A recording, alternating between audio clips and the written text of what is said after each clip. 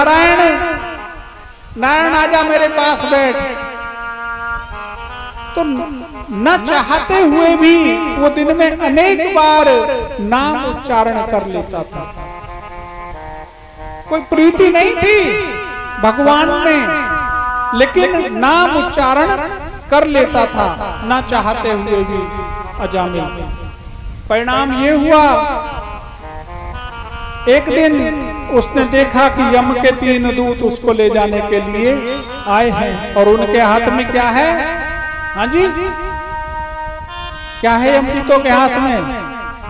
कोई विमान पे चढ़ा के ना ले जाते यमदूत, फांसी है, फांसी कस के ले जाना, बांध भाग जाए, क्योंकि बहुत भगे हैं ना हम भगवान के नाम से, जितने दूर भगे हैं ना उतने ही फांसी में बांध के ले जाएं। अब फांसी को देख के, काले काले यमदूतों को देख के अजामिल डर गया और दूर खेल रहा था उससे उसका पुत्र, और उस पुत्र को उसने पुकारा, दूरे क्रीडन का सख्तम पुत्रम नारायणम वयम प्लोवितेन स्वर्णोच्चे राजुहावकुलेन्द्रियः। स्वर्णोच्चे, ऊंचे स्वर में जोर से आवाज लगाए, अरे नारायण नारायण। कैसे? तुम भी लगा के बताओ, लगाइए जरा, कैसे लगाई? नारायण नारायण। तुम अजामिल की तरह भी ना कर सको, हाँ? भगवान का नाम है, कैसे आवाज लगाई? नारायण नारायण नारायण नारायण। जब इस तरह से आवाज लगाई तो पुत्र ने तो सुनी ना, और वहां से पहले कौन आ गए? भगवत पार्षद आ गए। यमदूत दूर खड़े हैं, भगवत पार्षद चारों तरफ लिया। भगवत पार्षदों को देखकर यमदूतों की हिम्मत नहीं हुई कि उसके पास जाए। उनसे कहने लगे, भाई आप क्यों आए यहाँ?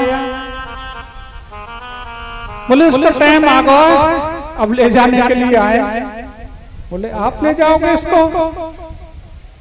बोले हाँ, टाइम आ गया इसका, और इसके कर्म ऐसे हैं कि यमदूतों को ही ले जाना पड़ेगा। अच्छा, इसने अंत समय में क्या पुकारा? हाँ जी, वो सुने ना है, नारायण। यूं तो याके बेटा का नाम है, अपने बेटा को बुला रहा है। यमदूतों ने कहा कि बेटा का नाम है, बेटा को बुला रहा है। तो पार्षदों ने कहा, पहले या तो बेटा आया या हमारे भगवान? हाँ?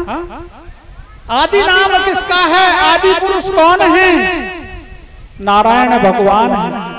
इसलिए हम या के बेटा को न जानते, हम तो अपने नारायण को जानते हैं। और हम जहां पर भी अंत समय में जो नारायण का नाम लेगा उसको यमदूत स्पर्श भी नहीं कर सकते हैं।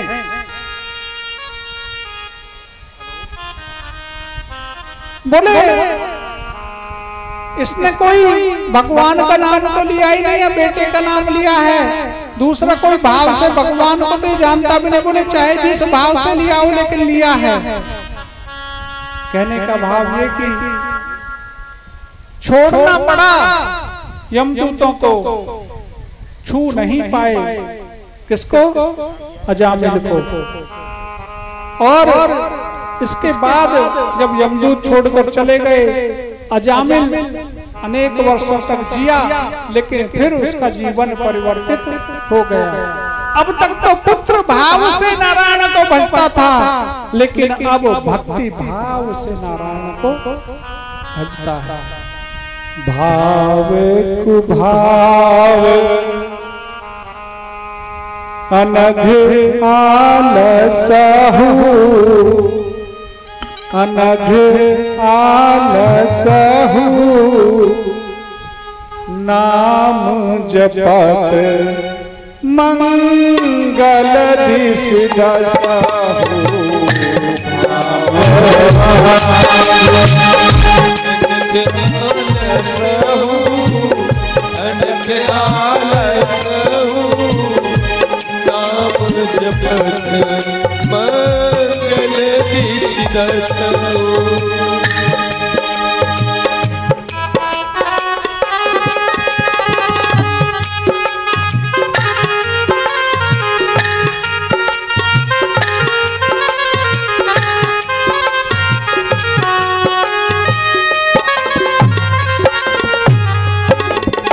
उसका नाम लो, चाहे भाव में लो, चाहे कुभाव से बुरे भाव से लो, चाहे आलस में लो, चाहे ऊँगते हुए लो, चाहे शुद्ध हो तो लो, चाहे अशुद्ध हो तो भी लो, अवस्था भी आपकी शुद्ध नहीं है तो भी लो, जैसे भी चाहे बने वैसे नाम लो, तो क्या होगा? क्या होगा? कल्याण ही होगा, ये निश्चित है। जैसे कि बाबा तुलसी कहते हैं, तुलसी अपने राम को रीझ भजो, चाहे कीझ भूमि पर उगे उल्टो सीधो। किसान चोब करके भी लगाता है कुछ बीजों को, वो भी उगते हैं, और किसी को ऐਵੇਂ ही फेंक देता है तो वो भी उगते हैं। अंतर क्या है? जिनको ठीक ठीक करके लगाएगा, सुगमता से लगाएगा, उनका फल अच्छा होगा, उनकी देखरेख अच्छी होगी, और जो ऐसे ही फेंक के लगाएगा, फेंक देगा, बीज उन पे भी आएगा लेकिन फसल में अंतर होगा। उसी तरह से चाहे जैसे भजो, रीझ कर भजो, चाहे खींच कर भजो, कल्याण करेगा ही नाम। लेकिन यदि हम रीझ कर भजेंगे तो वो भी हमें रीझ कर भजेंगे, और हम खींच कर भजेंगे तो कल्याण तो करना ही कि नाम तो मेरा ही ले रहा है। मिट्टी में संभव हो और तो और चाहे लिपट रहा होए हैं, तो सोचेगी कि कोई और पड़ोसी साफ कर जावे, पड़ोसन साफ कर जावे, चाहे 2 तमाचे लगाए, हाँ पहले से ना बता सके और ना से पीटे सारे का सारा सन को, हाँ? लेकिन धोएगी और फिर दूसरे ही क्षण छाती से भी लगा लेगी। क्यों? क्योंकि मेरा बेटा है। इसी तरह से हम उसके हैं तो